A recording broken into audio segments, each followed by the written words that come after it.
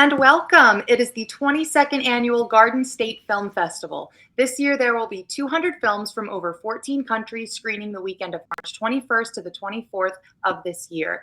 I am your host, Emily DeSimone, and I am here with director and co-producer Kevin Nolte and director of photography and co-producer Sean Bell of the short documentary This Is Why We Train, the Seagirt Beach Patrol. Thank you guys so much for joining me. Do you want to give our live audience a tidbit about your film? Yes, thank you so much, Emily, for having us. Our film started with the Seagirt Beach Patrol reaching out to us in, it was about 2021 in September or October, and they had footage. So they had footage of this guy surfing, and I don't want to spoil the movie, but he had an accident in the water, and the Beach Patrol responded. So we got linked up with them, yeah, in about the fall of 2021, and this documentary took about like 8 or 9 months to film, to shoot, and then a few months to edit. And a year or two later, we have a finished product, and it's called This Is Why We Train. It is a short; it's less than 20 minutes, but it is one of those, I believe, your jaw keeps kind of dropping as you're watching it.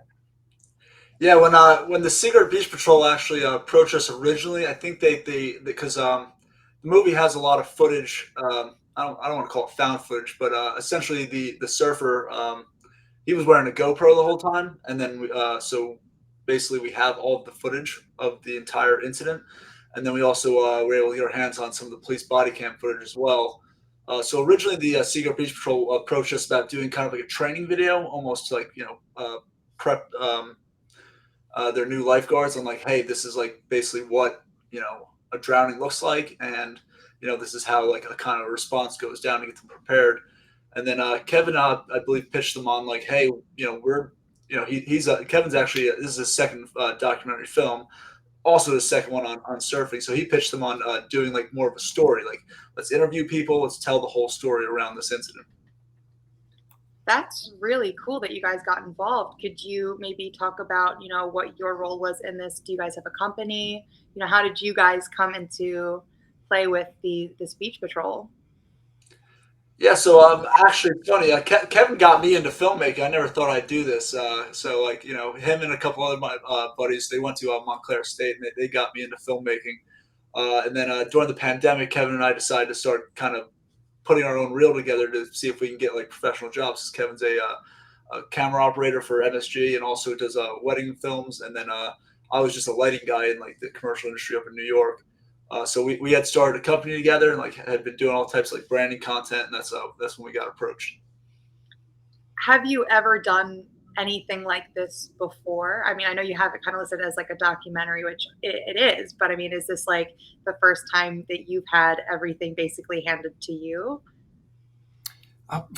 For me, I did, like Sean was just saying, I've actually done a documentary that was surf related. It was called Ride the Wave. It was a feature, so it was 53 minutes long. A story about this guy named Scott Chesney from Verona, New Jersey, who in 1985, he was 15 years old, and he woke up just paralyzed from 6 inches above the belly button and down. And he met a group of guys who were training him how to surf. Scott wanted to become an adaptive surfer world champion, but to backtrack a little bit, in 1985, he decided to be the happiest guy to ever live life from a wheelchair. So I had a little bit of experience, obviously making documentaries, but also kind of getting into the water and making all that. But we didn't necessarily get in the water for this documentary. It was a lot of archival footage that we were working with. You'll see a lot of original footage that we shot, more just B-roll and visual storytelling based off interviews. But yeah, we've kind of have. And just from being like living at the Jersey Shore, I'm living in Brick and, grew up hanging out in Belmar and Manasquan. So like the beach is very intimate and personal to us. So in one way or another, we had some experience filming at the beach, but this was definitely different than what we were expecting. And yeah. What was it? I'm sorry. Go ahead. No, you go ahead. Well, I just wanted to add in, like, having like this kind of footage like handed to us, like, Tim Harmon, who's the lifeguard chief, who's one of the executive producers on the film, he kind of brought the GoPro footage to us originally, and he was showing it to us on his laptop. And the first time we watched it, it was like you kind of had to look away a couple times. It was like a little bit, it's a little bit disturbing. We warned people at the beginning of the films, who might have a weak stomach, but and our editor Nick Binder, he said that he had a hard time like the first 20 times he probably had to watch. I'm sure at this point he's, it's whatever, he's probably watched it 200 times at this point. But it was really interesting having that kind of footage like handed over to us, and had a little bit to deal with on our end of getting through it. So, I mean, like you're saying, it was pretty disturbing to go through it. What would you say was the most challenging part of this? Was it, having to go through the disturbing footage? And what was your most, maybe like your favorite part of it, or the easiest part of it for you? For me, I guess my favorite part is also the hardest part, is to get whoever we're interviewing to take us back to that day, because it's not something somebody necessarily wants to relive when we're dealing with somebody who drowns.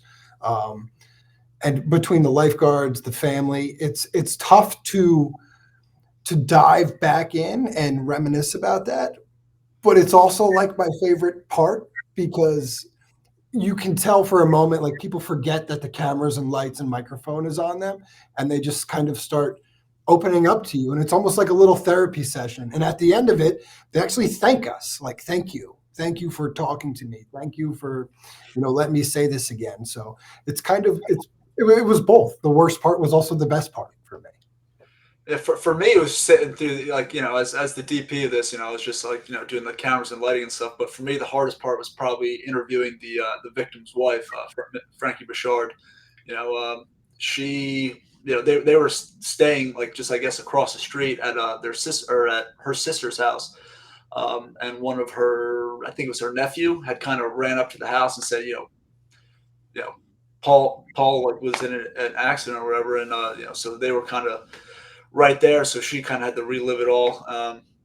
And then honestly, I think the next hardest part was seeing her at our we did a little private showing of it all, and so seeing her kind of reacting to the movie was also pretty difficult to see. But I think she appreciates that the story is being told, and that it's kind of hopefully making a difference with lifeguards in the future, just how they respond. And is that what you're hoping your audience will take away from the film? Yeah, I mean, I think the main audience for this at the end of the day is lifeguards in training. So this wasn't initially intended, for film festivals or for even for a general audience. It's really intended for almost an orientation for lifeguards. So we all hope that as lifeguards who are in training watch this, they know how to act when they're on the scene, because there is some panicking that goes on, especially for newer lifeguards. So hopefully this prepares them for that. Yeah, to kind of go off what Sean was saying here, when Tim Harmon and the Seagirt Beach Patrol approached us, it was to make a training video for them. He says right now, 2 weeks before Memorial Day weekend, when all the young lifeguards come in, he plays a movie for them. It is from the 1980s. It is on a VHS. It is in California. And he wants to let them know that, hey, stuff goes down here at the Jersey Shore. People drown. We lose people every summer. So this isn't just some summer job for some kid, before he goes to college. You have to get certifications, and there's classes, and there's training, and it's the real deal. It's the real deal for them. I mean, as someone that, was a lifeguard a little bit in and after college, I definitely can relate to what it is that you're saying. And I mean, for our audience members that are not lifeguards, and they're just going to be watching this raw, and what would you like them to take from this film? What would you like them to learn? Yeah. Okay. Well, you know what? I don't want to spoil the theme of it, but I will say one life is so important to people. You may not think at the time that if somebody's watching this that they might feel insignificant or something, but after watching this film, you do realize that like one life, it doesn't matter who it is very important. And I think that the lifeguards would take away, and the people in like the health and wellness and medical field will understand the chain of command when it comes to the beach patrol, because they are like the police, they are like the firemen, they are like the EMS. So I guess, for their sake, we are raising awareness on that, lifeguards are one of those people that like the policemen and the EMS and the fire department. There's a lot of themes to take away. That's, I guess, why we paused for a second, because it's like, which one do you pick? And for me, it's the one life is so important. Yeah, I mean, yeah, the lifeguards are first responders on the beach. So basically, like, it's not the cops were showing up at the same time, just because this incident did happen before the lifeguards were on duty. But yeah, Kevin's absolutely right. And I also just want to add to that. There were bystanders who were on the beach who witnessed this all kind of happen. They saw Paul, they saw Paul in the water, and they're the ones who dragged him out initially. And then another woman who was happened to be jogging on the beach, who had some CPR training. She was one of the first people that was kind of there to like kind of help. So I hope that anybody who watches this film kind of, they kind of see that courage of these bystanders, and that maybe they can gives them like the courage to act if they ever witness something like this. I think there's a lot of takeaways. Yeah. I'm just adding that there's a lot of takeaways, and I can almost go through like each scene or each minute of the movie and be like, okay, that's a theme. That's a theme.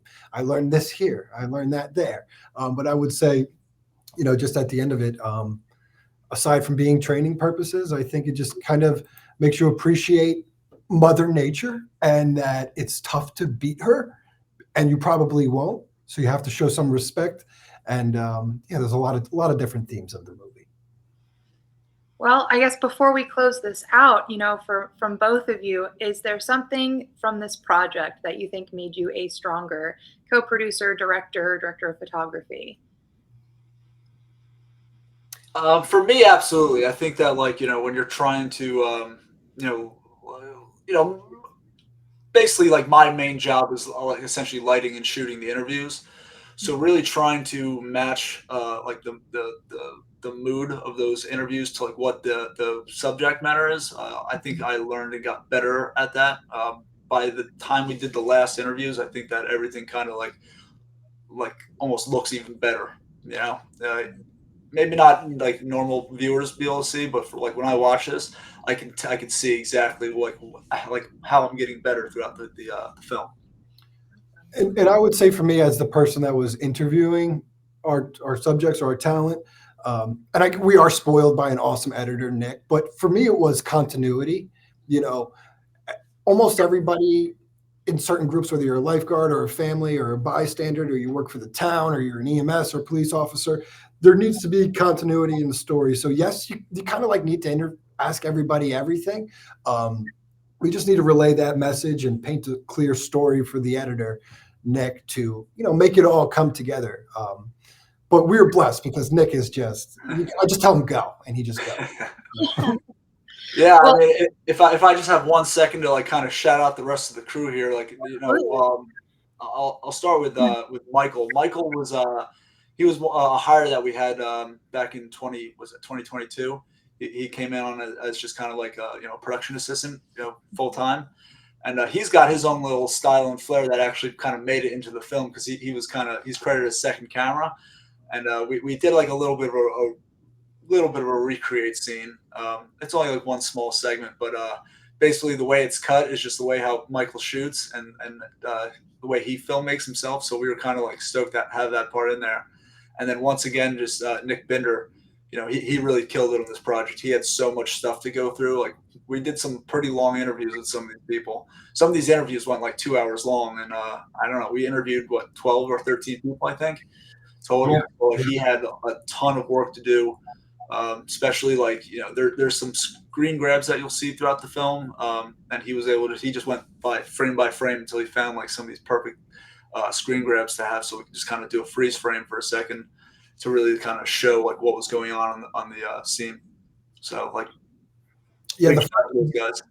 the first draft Nick sent to us, I was just like, all right, let's see what he's got. It's going to need some work. And I was like, oh my God, this is perfect. And of course, you know, you watch it 1,000 times and you end up nitpicking it.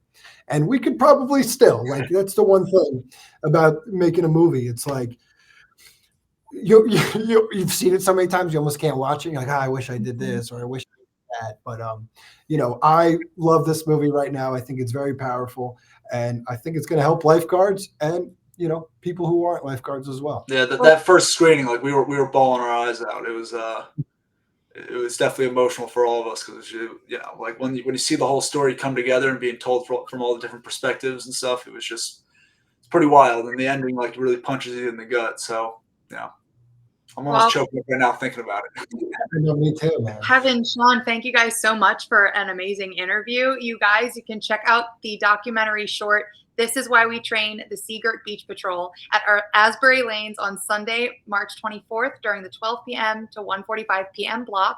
Kevin, Sean, I hope to see you at the Garden State Film Festival this year, where there are 200 films screening across 8 venues, including hosting parties, panels, events, and more. Guys, get your tickets at gsff.org/tickets and check out this documentary to see how the ending goes. Guys, I hope you have a wonderful rest of your evening, and I'm your host, Emily DeSimone. Bye, guys. Bye. Thank you. Bye.